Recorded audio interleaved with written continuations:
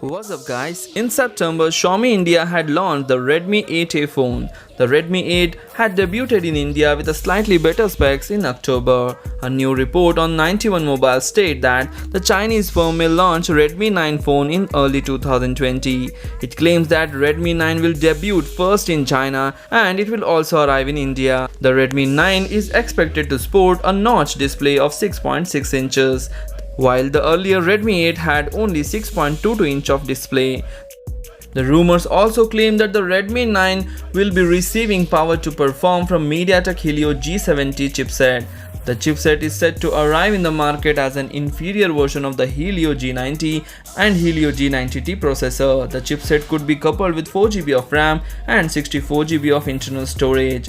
The Redmi 9 is expected to go official in China first in the Q1 2020 and then it will be launched in India. It remains to be seen whether the Redmi 8 also debuts by the end of the same quarter. Xiaomi fans can expect Redmi 9 to deliver better performance and improved photography experience. It could be running on MIUI 11 based on Android 10 out of the box. The other details of the phone are currently under the wraps.